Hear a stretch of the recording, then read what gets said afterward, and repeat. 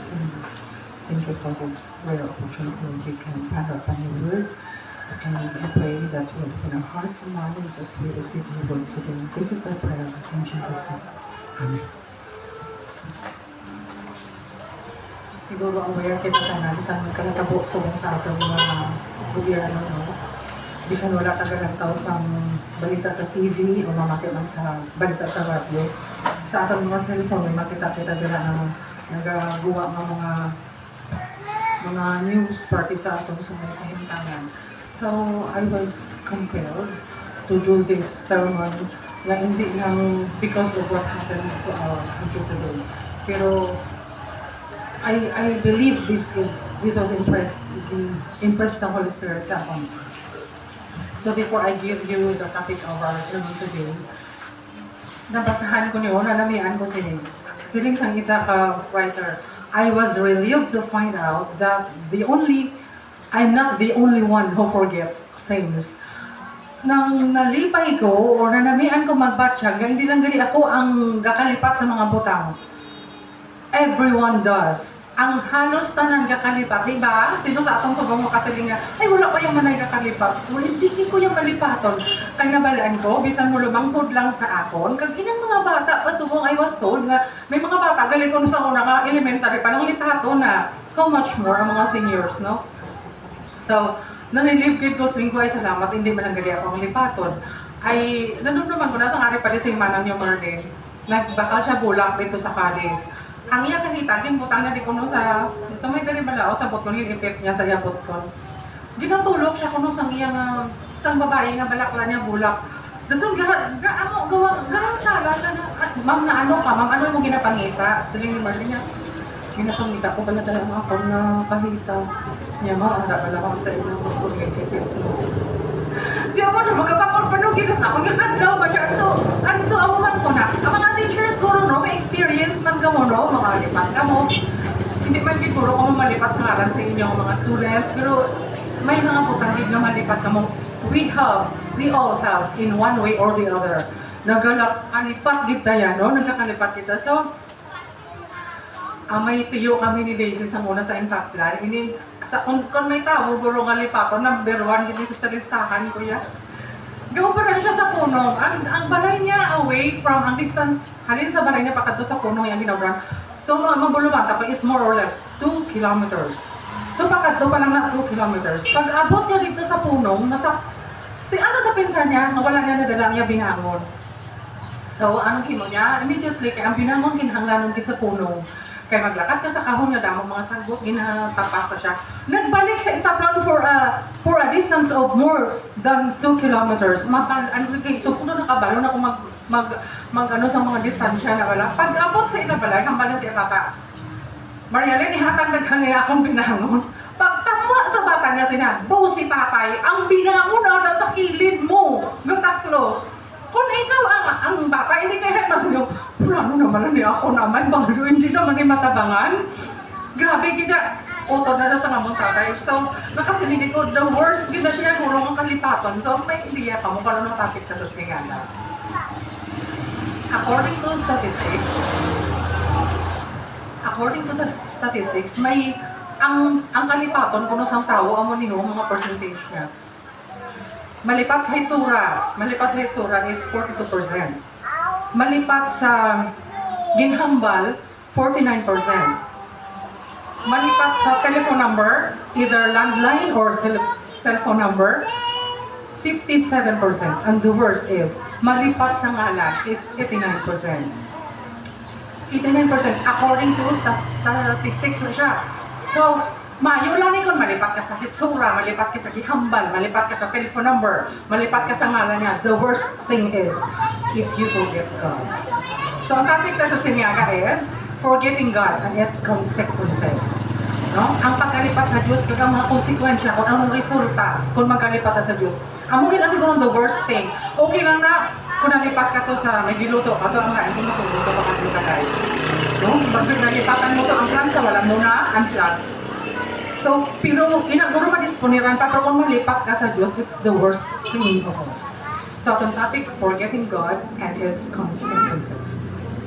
Ang atong na text is, Deuteronomy 8:11. Ang background is Deuteronomy chapters 8 and 9. So, kinuha ko lang ang key verse nga sa 8:11. Beware that thou forget not the Lord thy God, in not keeping his commandments and his judgments and his statutes, which I commanded thee this day. Mag-andam na hindi ka mo malipat sa inyo Ginoo nga inyo Diyos, kag hindi magtuman sa ginhambal sa maya nga kasuguan na ginhambal ko sa inyo sini nga adlaw kay Moses niya ginhambal sa mga Israelites. So, kuha unta ni guro anay ang word nga beware. Beware. Anong beware? Kung nagkadto ka sa mga balay, makakadto ka sa balay nga may ido, may makita ka ginadayon nga karatula. Beware of, alang-alang ni elephant, no? Beware of dogs. Mag-andam sa ido. Siguro the reason is na si Paul nakagtan sa ido, it's because why siya nag-andam. Kaya nakita niyang ido, naglabay man lang ko, no? So pawala lang sa kay dili mga gap na ang ido. So nakagtan din siya. Mag-andam. Damo lang no, mag-andam sa kawatan, magkato ka sa mall, may makita ka, beware of pickpockets. Ano ba kayo? Beware. Ang ikatwa, forget. Amo lang yung two key verses or two key words nga makita natin sa atong yung text. Ang isa is beware, ang ikatwa is forget. Magsin ka forget, ano? Ang lain lang kung nalipat ka sa imong ngalan, no? Lulain na the worst mo malipat ka sa imong ngalan. So, forget is to ignore or cease to care. Inang gawabala ka na nabala, lain man na yung nonchalant. Amang sinika sa nonchalant, inang nagkababala man, pero wala siya nalipat. Inabalang daw, wala na siya labot nga, kada. So, no, pwede man ignore. Pero forget is some deeper, mas deeper pagkat siguro sa nonchalant. So, forget. Sa atong pamanandungan sa nga aga, ang una is causes of forgetfulness. Ano nga kabanggalan? Ito ang ipakita. Causes of forgetfulness. This is the first thing atong pamanandungan. Number 1, fullness or abundance can lead us to forget God.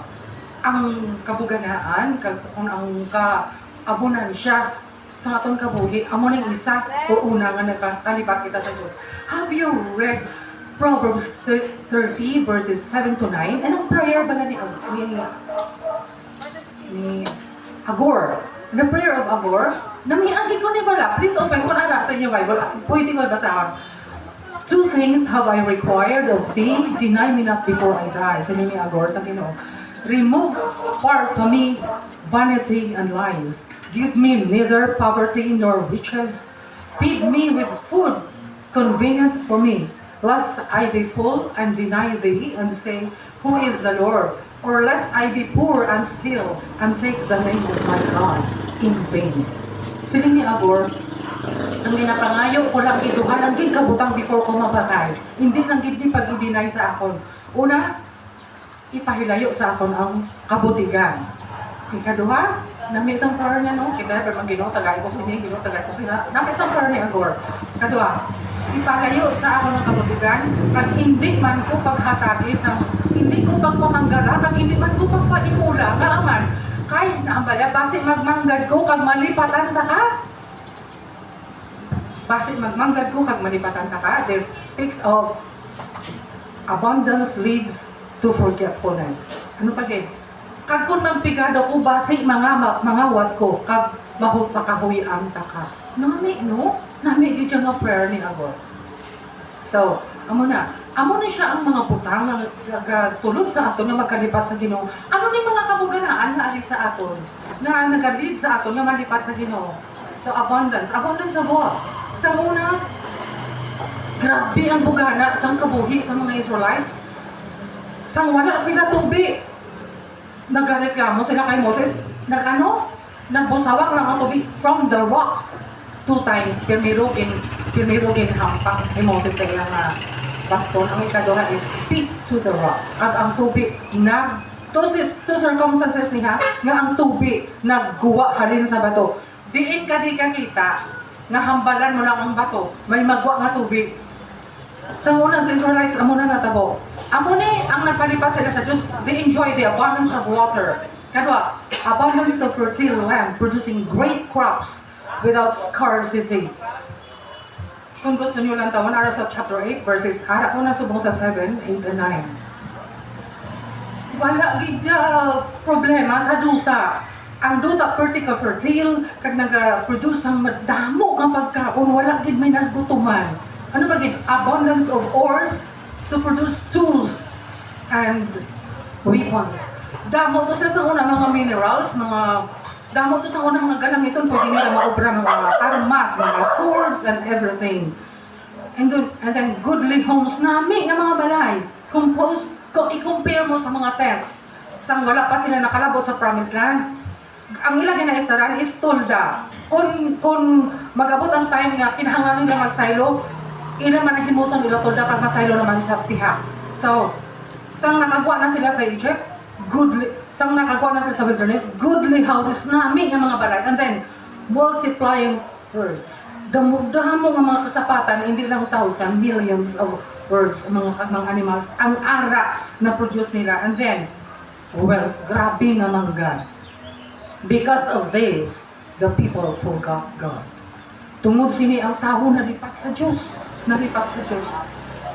Tuod man no, malipat ka gid bala, no? Tuod man no, may isa ka halubato nabasa na kon. You'll never miss water until the well runs dry. Hindi mo gid pangitaw ng tubig kung ang bubon puno. Kami nagapasagog kami sa may Paraon. Kung isa ka dugay mag-abot sa manugsagog kay kakini sang pagtubod sa tubig. Labi na gid konti ilinir. Hindi kung nagabuga na ang tubig, kung ang bubon puno sa tubig, kung ang grip mo gabusawak sa tubig, hindi mo gid mamis ang tubig. Pero kung wala na gani ng tubig, makasiling ka gid budiinan atong tubig nga nagabusawak na. Yes. Pero sa arang tubig, wala ka gid kadumdum sa Dios, tuod gid na. Wala ka gid kadumdum, malipat ka na nga amang ayo ka man kami ara. Kung amang us this morning nga nagasiling nga Ginoo taga kami bukas kung imo bulugasan puno. Maway gid no? Hindi ka gid ka pangamuyo. Hindi ka gid kadumdum sa Dios kung bugana ka. Kung bugana ka. Then amo na no, wealth manggad malipat ka gid sa Ginoo. So these things cause us to forget God. Ano pa gid ikaduha? Pride. Una to, abundance. Ikaduha, pride. Naptan ko sa Sunday school, hamit lang ni Mama Irene ang pride. Bugal. Ang pride, sige sang Ginoo, hindi ka mo magtanaw sa inyo kagaling nga tagas ang kamo. Lest thou be lifted up. Pasi magpatimbuok na kamo. Pride or self-exaltation. Ano ba lang gasiling ka? Ay, ako na niya.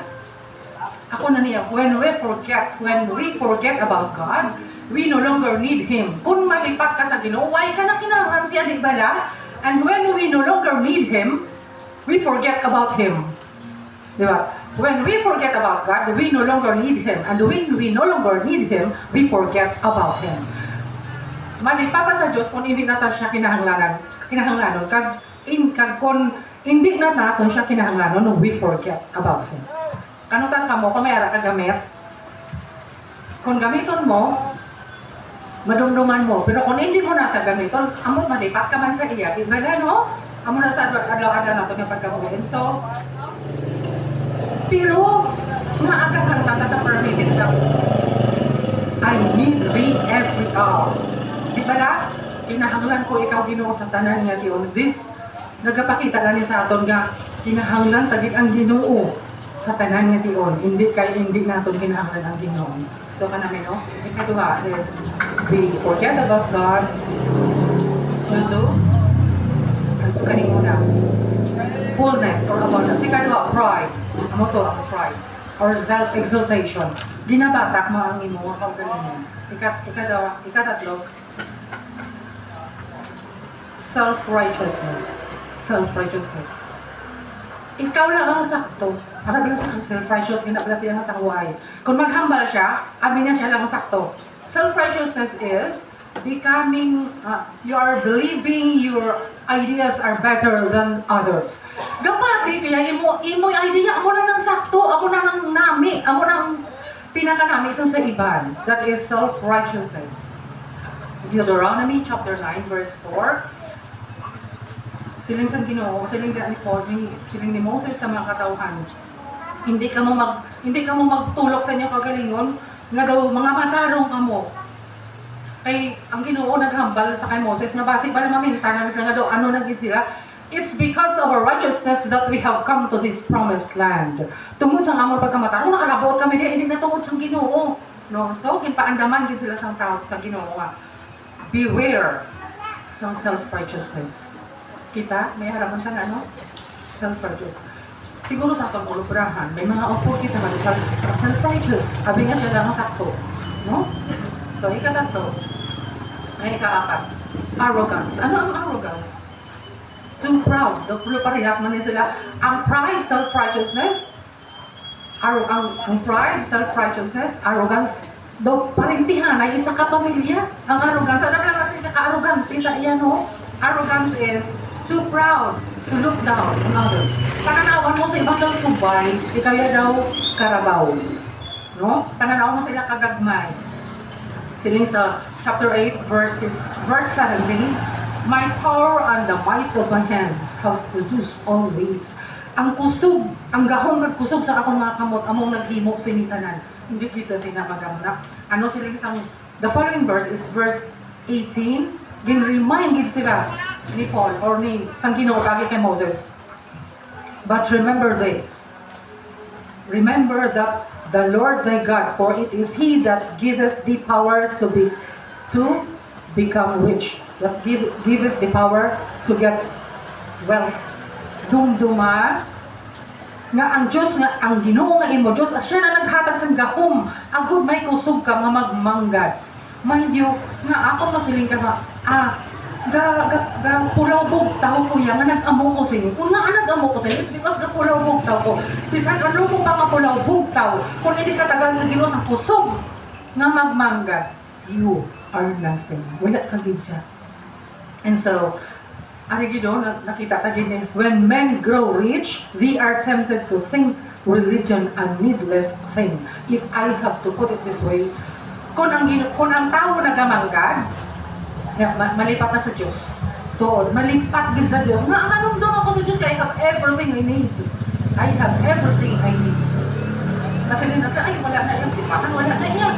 Dasong kung naara sila sa gamay na simbahan, maminsan na siya, ay kagamay man sa simbahan, manggarano na kung subong mangita ko simbahan nga dako.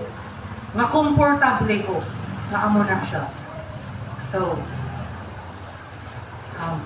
makita na ito, arrogante. Amo ni siya nagtulog yung malipat kita sa Diyos because we think we have everything. So, ito siya mga rason kung nga kalipat kita sa Diyos. And ang ikaduha nga pamanadungan natin dali is the consequences of forgetfulness. Ano ang konsekwensya? Ano ang rason? Ano ang resulta sa atong pagkalipat sa Diyos? Amo na ning worst. Kagaina ang causes sa pagkalipat naton. Ang subong is consequences or the results of our forgetfulness. Ang una natin ganang tangon mo niyo, the Israelites. Nalipat ang mga Israelites nga sang-ana sila sa Egypt, ginpagwa sila sang Ginoo paagi kay Moses. They forgot their exodus from Egypt. Ang exodus, ang paghali nila, pag-depart nila halin sa Egypt. They forgot. Kaya nalipat sila, nga nagtabok sila sa Red Sea through dry ground. Nga ginpihak sang Ginoo ang tubig at nagtapak sila, naglakas sila sa mala nga duta. Nalipat sila nga ginpaulan sa Ginoo sang mana halin sa langit nga amo na ila kalanon kada adlaw kag quail nga ipares nila sa mana. Nalipat sila kay Moses nga nagkato sa bukid kag pagbalik naghatag sang 10 commandments. Ano ang result? 40 years of wandering in the wilderness. 40 years of wandering in the desert. Ano pagid? Galibot-libot lang sila sa desert for 40 years. Ano pagid? Death to many. Kalabanan ng kalamatay. Kung familiar ka mo sa history ng Israel, ang 20 years old, ubos ginaya kalamatay sa disyerto. Only the 20 years below, amo nang ginbilan sa disyerto, sa Ginoo sa disyerto and to possess the promised land. Okay? Ang 20 above, nagkalamatay ito tanan sa disyerto. 20 below na pabilin. Amo na siya ang nakapossess sa promised land. Amo nang resulta. Please follow me. Agud hindi ta madula until the end. Sino pa ginaton makita? Sa kabuhi ni King Saul. King Saul forgot to acknowledge God. Sa diin nga parte nga nakibot na lipat si King Saul nga magkilala sa Diyos. Kung familiar kita sa istorya ni King Saul, sa 1 Samuel chapter 13, chapters 13 and 15. Ato ba lang nag-away sila sa Amalekites? Nga ginambalan sila ni Samuel nga siling sang Ginoo, wala may mabilin, bata, tigulang, bisan mga kasapatan. It hurts me nga sa gabasa ko bala sa mga istorya, ang nasakitan ko sa tanan bisan infants pamatyon. Sang una ba na no? Maluoy, kasakit dumdumon. Bisan infants, sapat wala may ibilin, tanan bisan si King Agag nga hari sa Amalekites, tanan-tanan pamatyon, wala din may ibilin. But then when the battle began, ano natabo kay Samuel? Nalipatan niyang ginhambal. Ano tabo kay King Saul? Nalipatan niyang ginhambal ni Samuel sa iya. Hambal sang Ginoo, wala din may ibilin. Grabe mo, aling rason niyo. Sang gahambal si Samuel sa kay King Saul, siling ni Samuel, amay nabatian ko yung sound sa mga sheep. Ano na niya? Ano ni ang argument ni King Saul kay Samuel nga? Kanami sa mga sapat, ka mga tambo. Tigin-bilin na sa mga tao ko para ihalad sa Ginoo. Dason, may mga pagkabutang nga nami man, gindala namon. Ano hambal ni Samuel? Wala gid ka na mati sa ginhambal ko, nagsilinggid ko sa imo, ubuson.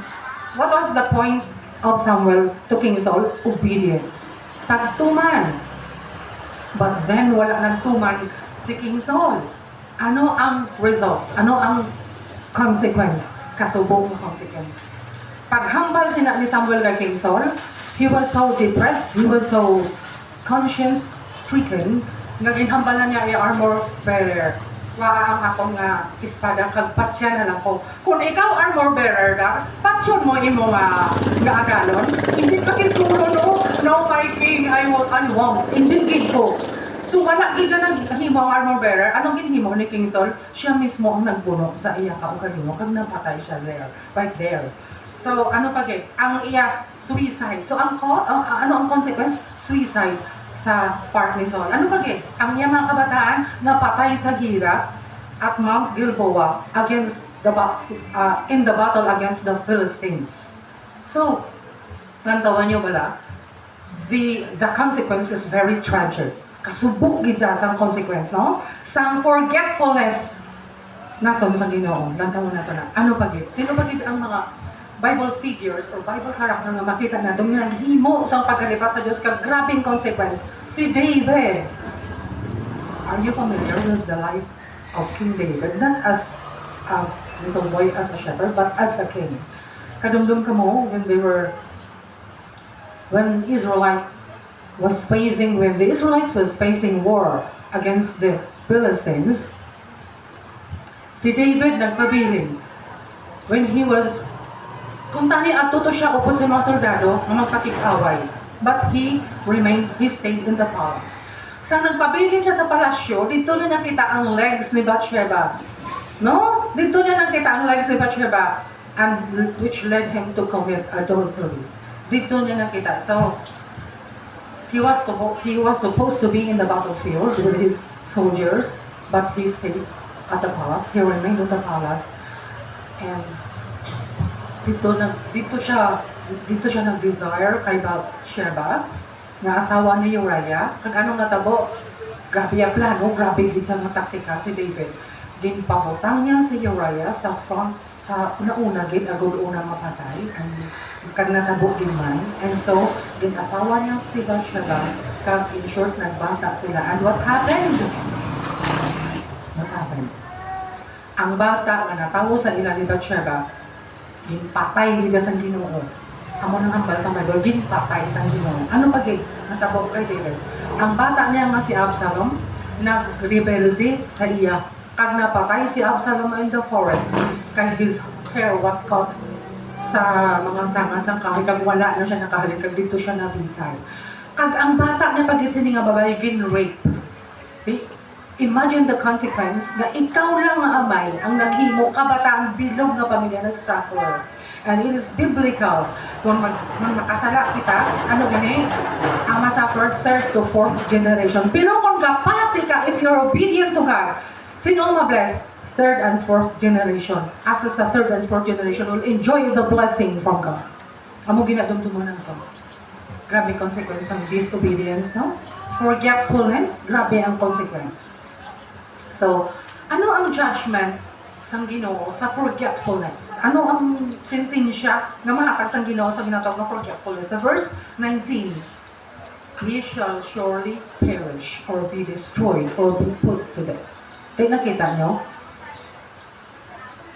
Ginpinahanggid sang Ginoo ang nasyon tungod sang ila pagkalipak sa Diyos.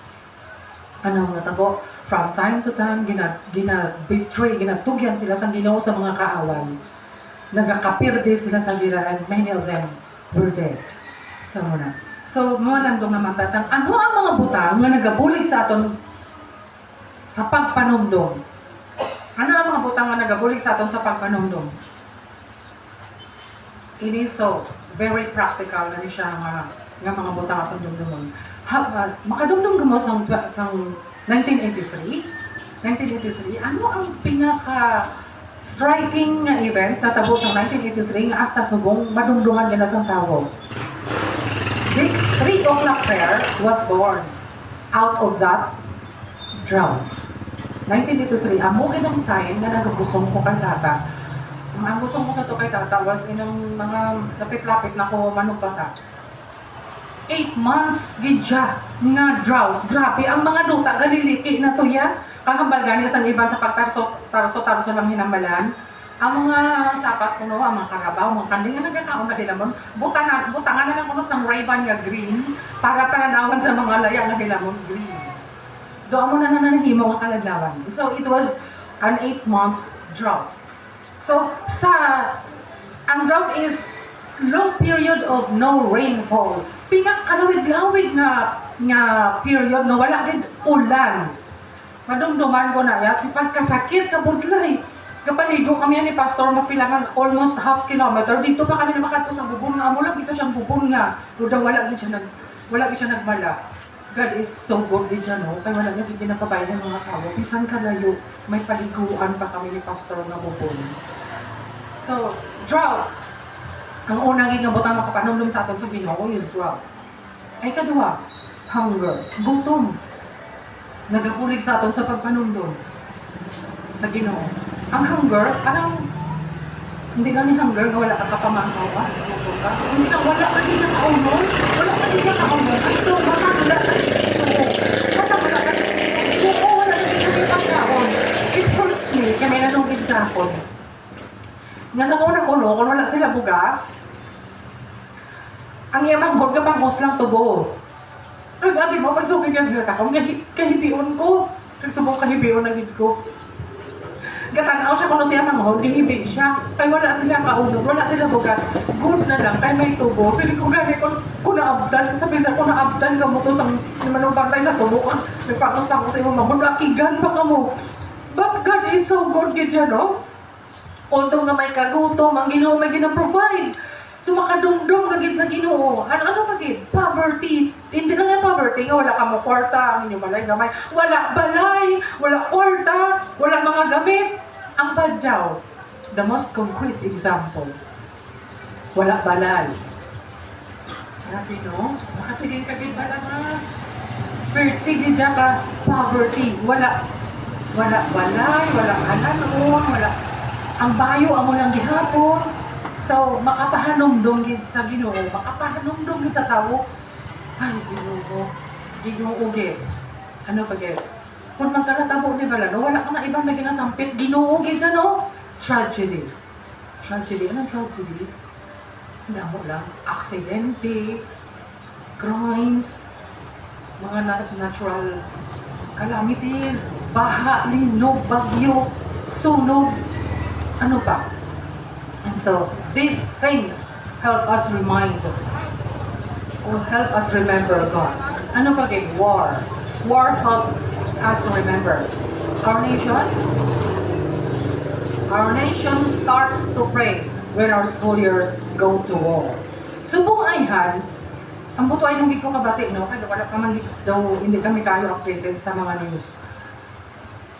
Kita, gapangamuyo kita permi sa aton local and national government. Sa subong guro, grabe na gid nga pinangamuyo ay kay our nation is at the crossroads. Grabe gid sa mga aton nation, problema sa aton nation. So, ang mangkod ko subong ato sa Manila for some things to be done.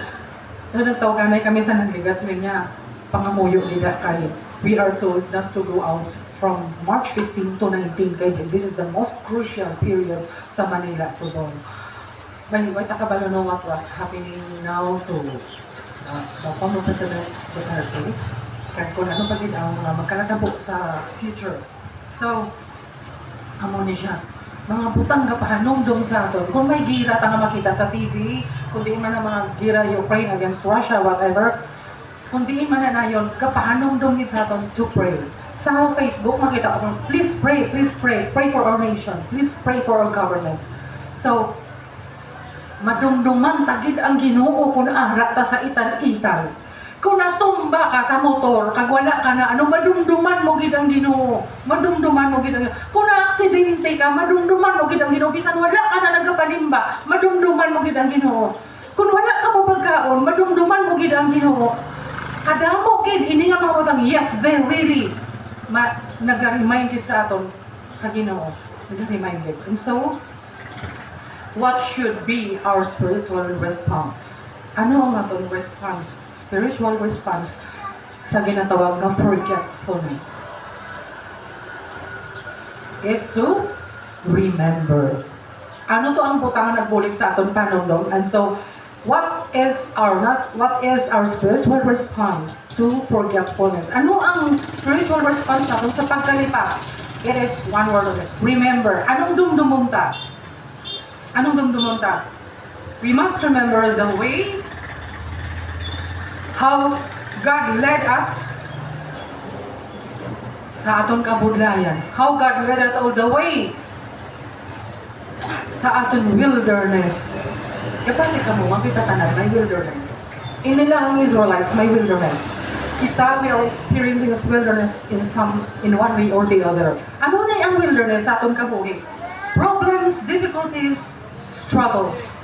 And maybe ang wilderness sa atong kabuhi is the way of God's purpose to be fulfilled. Nga aman, nga ginatugot sa Ginoo ang mga kabuglayan, mga problema, mga kinawadron, nga maagyan natin sa kabuhi, agad matuman sa Ginoo ang iyatuyo sa aton kabuhi. Di ba? May mga tao nga wala na nagapanimba. May mga tao nga nagabalatian. Sang ginayo sila sang Ginoo, na fulfill ang tuyo sang Ginoo sa ila kabuhi. Nagbalik sila sa Diyos. Nagbalik sila sa Diyos. Remember the way how God led you through your wilderness. Dumduma ang pamaagi. Dumduma ang ginaagyan mo. Kung paano ka ginpagwa sa Ginoo sa imo wilderness. Like what He did with the Israelites. Pati na kamo, may wilderness kita. Kami may ara man, it may be kapigaduhon, balatian. God has led you through there. Ginled ka sa Ginoo, out, ginpagwa ka. So, remember the way. Ang ikaduha, ano pa kinatong dumdumon? Dumdumon ta, paano kita ginpakaon sa Ginoo? How did the Lord provide for the Israelites? Gintagaan sila mana. Kita, sa aton kabuhi, gipagot man ta sa Ginoo. Sino dili sa aton makasiling manay sa kadlaw ay kami kakaon duha ka adlaw. Ang iban kasiling manay wala kami bugas, forced fasting. Hindi lang kami magkaon, wala kami bugas, forced fasting. Pero ang Ginoo nag-provide gid sa aton mana sa Israelites.